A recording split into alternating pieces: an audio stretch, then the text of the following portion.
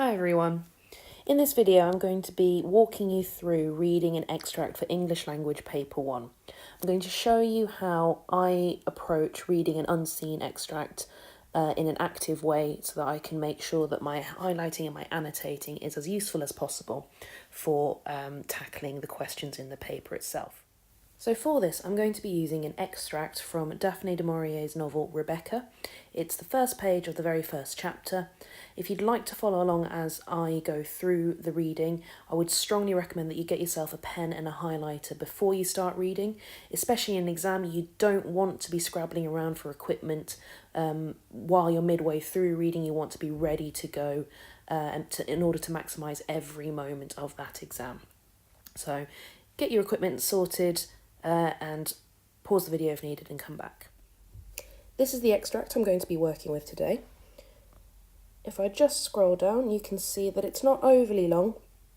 It's just under a side of A4 in total, which I would say is about typical for an English Language Paper 1. Occasionally you might get a slightly longer extract, but usually you're looking between 1 to 1.5 sides of A4 as standard. It is only one source, but the exam board want you to be able to read a lot of detail and a lot of meaning into that source. So they're not going to give you anything overly long to focus on. They'd rather you look at the minute details within what they have given you. I would always advise starting with a careful reading of any context the exam board give you regarding the extract. Normally, it just helps you to frame the characters in your head or the setting in your head before you start reading. Occasionally, if they give you an extract that's from midway through a novel, this little context box may provide some crucial pieces of information as to what happened directly before the extract began. So it is really important that you read it. It's there for a reason, so let's start with that.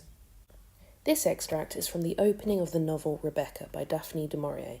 The main character is recalling her dream about a place she used to live. So what's important that's going on there? The very first thing my mind is drawn to is the fact that it is the opening of a novel. I'm already starting to think of what information is going to be useful throughout the paper, and I know that question 3 is going to ask me about structure. So telling me where in the novel this particular extract appears tells me what sorts of things I should be looking for. In the opening of a novel, you're looking for establishing setting, establishing character, those kind of introductions and the detail that gives you background as a reader to intrigue you or to make you empathise with a character or decide that this is a character you want to follow for the rest of a novel. So the opening is really, really significant there because it's going to give me loads of stuff to look for specifically when I'm annotating in a moment. I'm also going to highlight the fact that the extract takes place in a dream context, and it's about a place she used to live. Now, the fact that it's a dream might affect the language because it's likely to be a little bit surreal and a little bit strange, or potentially, depending on the type of dream, there may be some emotionally charged language that I can really zoom in on for my question 2. Telling me the setting, the place she used to live, is also going to be important for directing my annotation because, again, I'm looking for any emotional connections, any memories. Structurally, I might be looking for any flashbacks or moments where she really thinks about her past. Moving on to the extract itself.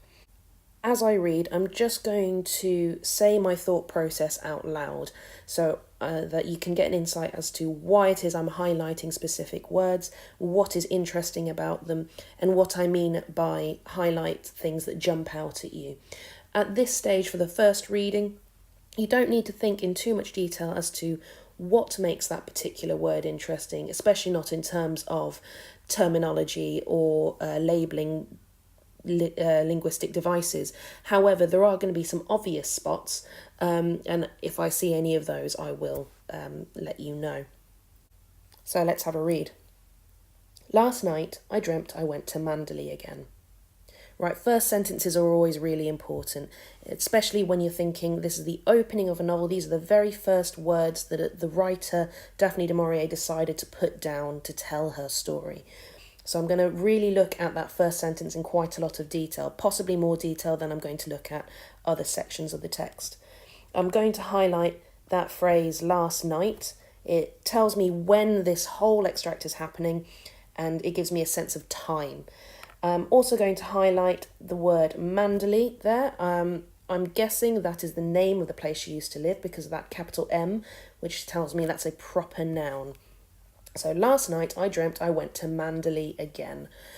That word again also suggests that she's been there before. It seemed to me I stood by the iron gate leading to the drive, and for a while I could not enter, for the way was barred to me. So the overwhelming feeling I get from that sentence is the sense of being blocked. And she's being blocked by the iron gate, and that word barred stands out as particularly negative to me, so I'm going to highlight those two. There was a padlock and chain upon the gate. I called in my dream to the lodge keeper and had no answer. And peering closer through the rusted spokes of the gate, I saw that the lodge was uninhabited. So from that first paragraph, definite sense of blockage, of something getting in the way and something sinister about the place being empty or uninhabited. No smoke came from the chimney and the little lattice windows gaped forlorn. I don't know whether it's going to be significant at all, but I have just spotted a little bit of alliteration there. So I'm going to highlight it and may come back to it. Then, like all dreamers, I was possessed of a sudden with supernatural powers and passed like a spirit through the barrier before me. Again, another easy spot. That word like tells me that we've got a simile going on there. So, easy spot, highlight it. The drive wound away in front of me, twisting and turning as it had always done, but as I advanced I was aware that a change had come upon it. It was narrow and unkempt, not the drive that we had known. So that's quite a long sentence, from the drive wound away in front of me all the way down to we had known. That just goes over 3 lines there, so there's bound to be something interesting going on. And from that I'm going to highlight another bit of alliteration I've spotted, twisting and turning. And I'm also going to highlight the word change. The words narrow and unkempt also jump out at me as being potentially interesting. Also going to highlight that it was not the drive she had known. At first I was puzzled and did not understand, and it was only when I bent my head to avoid the low swinging branch of a tree that I realised what had happened. Definitely the puzzlement, the emotion the character's feeling there, that's going to be important, I'm sure. The fact that she doesn't understand something adds to the confusion that she mentions in puzzled.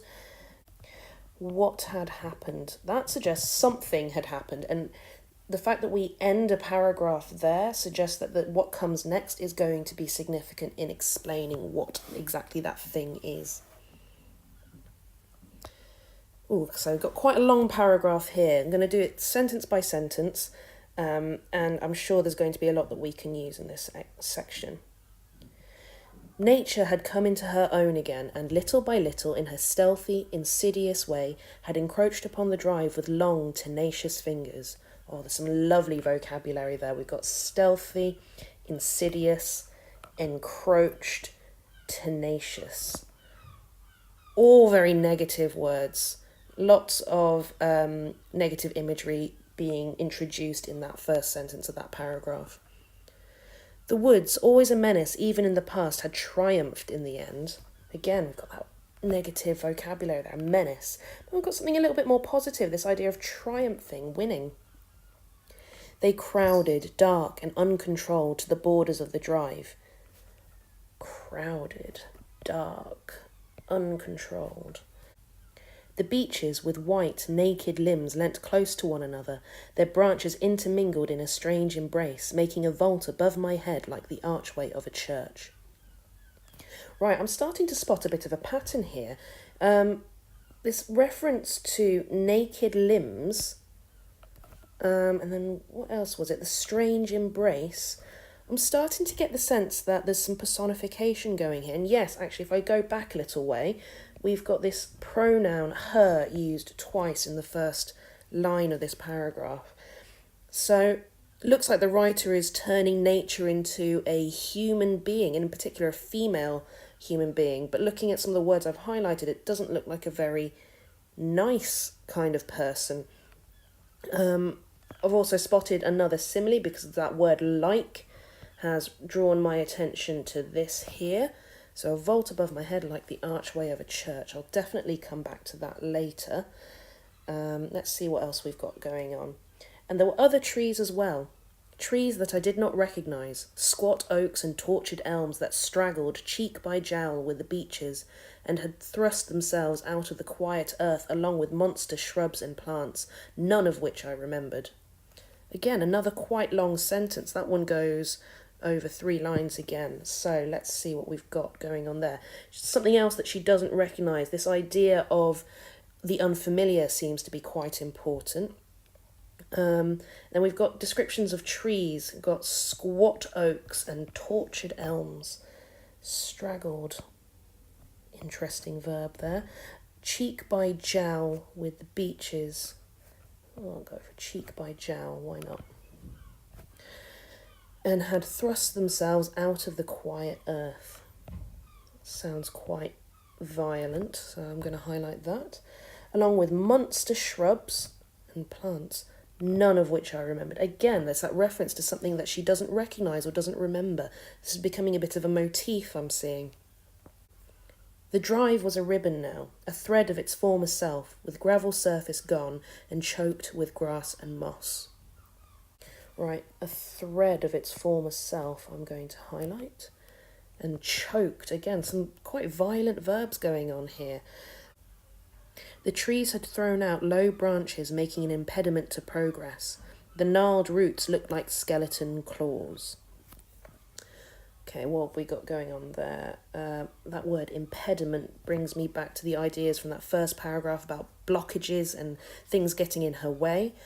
Gnarled roots and skeleton claws. Again, there's a lot of reference to things that are really quite scary or quite sinister going on in this paragraph. A definite focus on something very negative going on in the middle here. Scattered here and again amongst this jungle growth, I would recognise shrubs that had been landmarks in our time. Things of culture and grace, hydrangeas whose blue heads had been famous. Okay, finally we have something that she recognises. So I'm going to highlight that because that may well be significant. Culture and grace. We've got a bit of a contrast building here. We've got something positive mentioned for the first time. Famous, again, positive. No hand had checked their progress, and they had gone native now, rearing to monster height without a bloom, black and ugly as the nameless parasites that grew beside them. So we're right back to negative again. Going native suggests something going back to a really primitive state. Monster, again, that doesn't sound particularly positive, does it? We've got black and ugly, and, nameless parasites. That's fairly damning there. So that paragraph has got a lot going on. There's certainly a lot of stuff that I can come back to later on. Final paragraph of the extract. On and on, now east, now west, wound the poor thread that had once been our drive. Okay. On and on suggests it's going on forever. That's emphasised, I think, by the next bit. So just highlight those 2 little phrases. And I'm sure she's mentioned that the driver was a thread earlier on. So I'm going to just highlight that and come back to it. Sometimes I thought it lost, but it appeared again, beneath a fallen tree perhaps, or struggling on the other side of a muddy ditch created by the winter rains.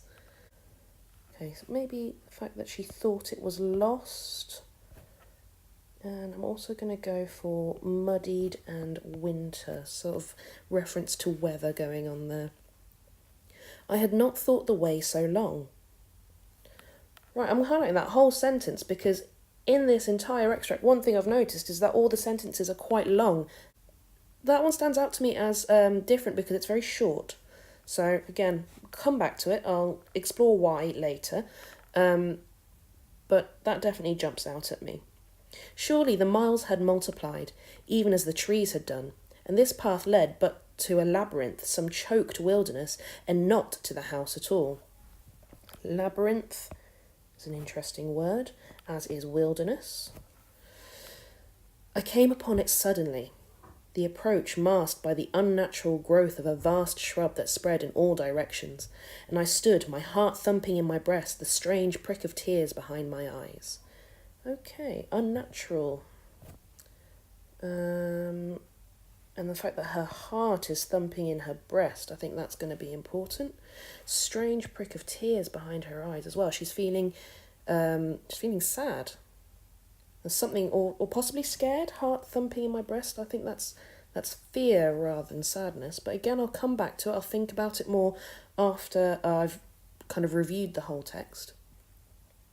There was Manderley, our Manderley, secretive and silent as it had always been, the grey stone shining in the moonlight of my dream, the mullioned windows reflecting the green lawns and the terrace.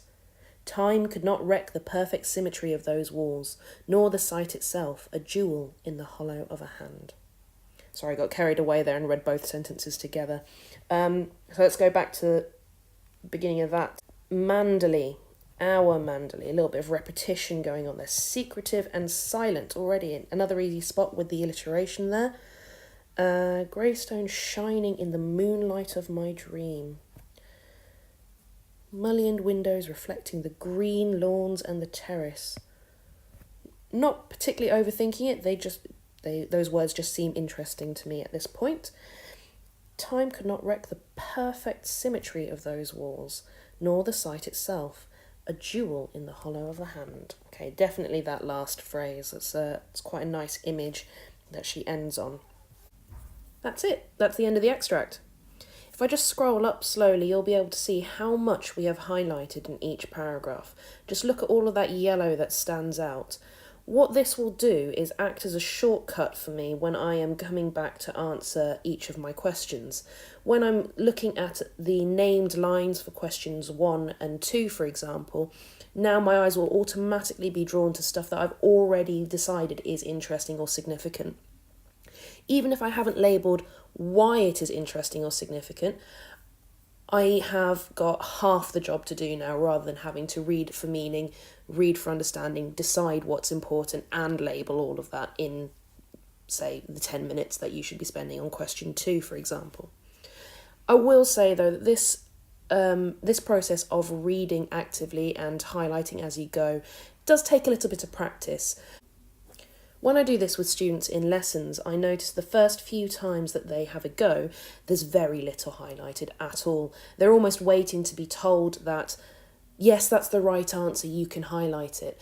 But the thing to remember about these extracts is that the annotation and the highlighting and any notes you make on the insert are for you, not for the examiner.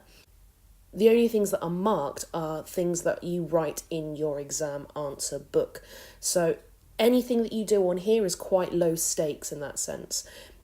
This is the place for you to experiment with your language analysis or your structural analysis. The other thing is, it doesn't matter if you don't use some of this.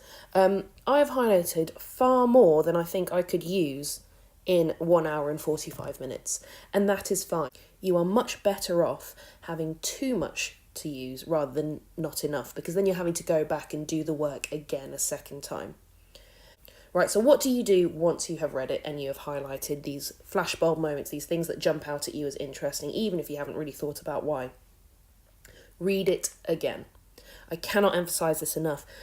Section A of this exam is all about your reading comprehension, your reading understanding, and your ability to analyse what you've understood.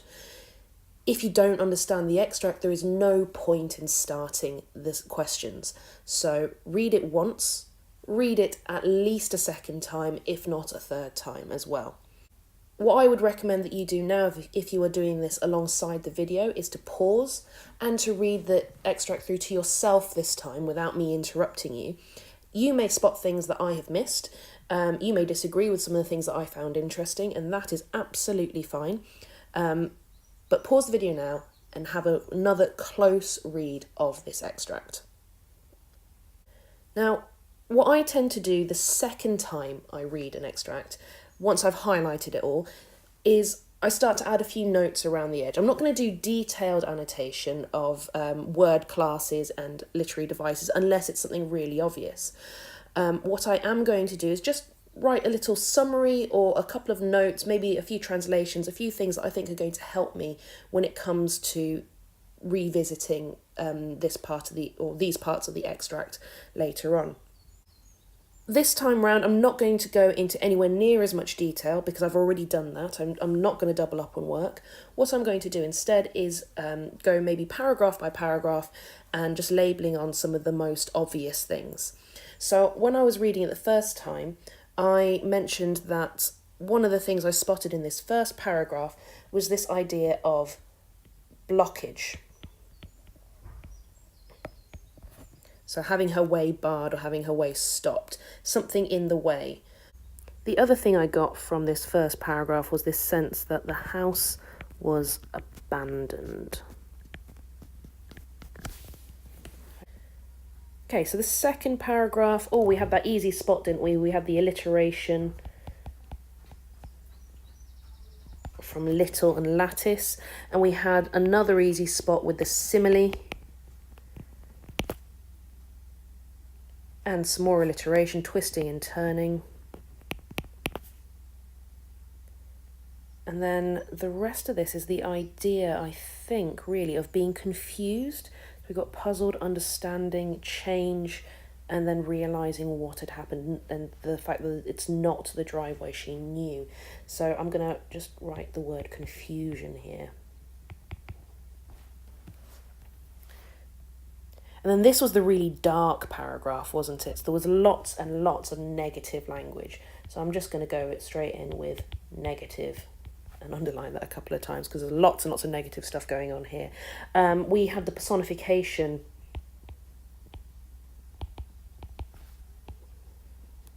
of nature there, and the fact that nature seems to be personified in a stealthy, insidious, tenacious and dark way. So I'm just going to add nature sinister ? I think I need to come back to it and analyse that in more detail. I'm kind of hoping that this is the section we get for question 2 because there's so much there. The easy spot, the simile, that like really helped me out. I didn't really need to think too much about it. We had some quite violent verbs, didn't we, and some violent language with tortured and choked. We then had a contrast building because we had something that she did recognise and some positive language with culture, grace and famous. Possibly positive memories.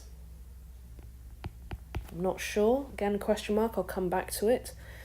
And then back to negative, black and ugly and things going native. And in the final paragraph, she's mentioned again that the driveway is a thread, so I am just going to label the repetition.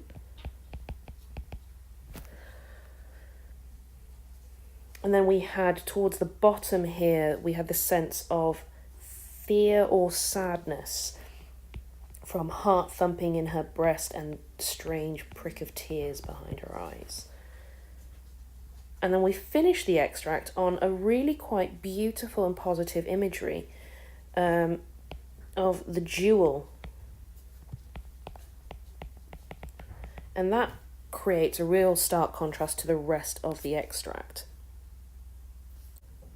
So now what I've got, as well as my highlight, are some annotations that will help save me time when I'm coming to analyse each section in a bit more detail. And with all that, I think I'm ready to start approaching some of these questions. The very final thing I would do, although I wouldn't do this at this stage, is once I have read the questions, I will find the lines that are referenced for questions 1, 2 and 4, and I'll just draw a box around them to make sure that I'm not quoting anything outside of the named lines for each question that specifies.